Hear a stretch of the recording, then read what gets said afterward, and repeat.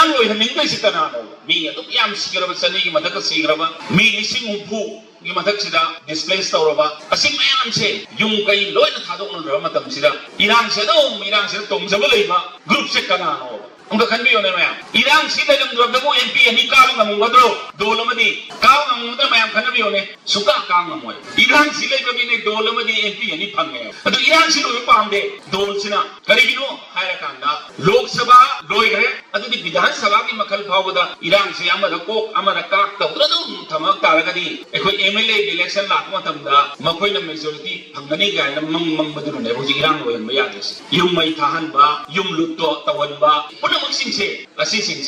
politically instigate tawraga politically insil laga yawe ai khangi adra hujik so ina hajari se adugum bodana tawa akoi laibak si kannana laibak si shanti hanjilanga na akoi sumsin na mathau tai rajdi ga heng matam du lak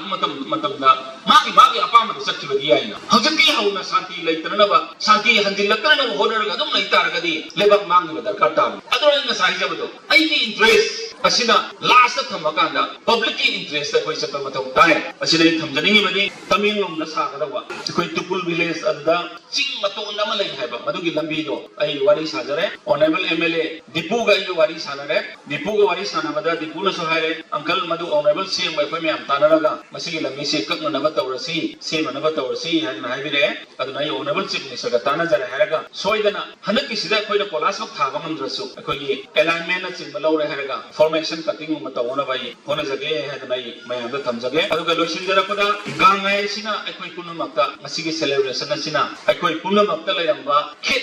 khenaba punamakse masi kauthokhandre haraga akoi masen amato oina nungsinaba amana amabu respect tawnaba aduga akoi amato oibagi wakhalom si lepangamba oirasanu haidana ai supreme court akoi punamku sembiba ishor do kholum jabaga loyana lakadoriba sahi kayada yamna sauna pangthokpa mangbagi adugumba thaujala do ishorna bibirasanu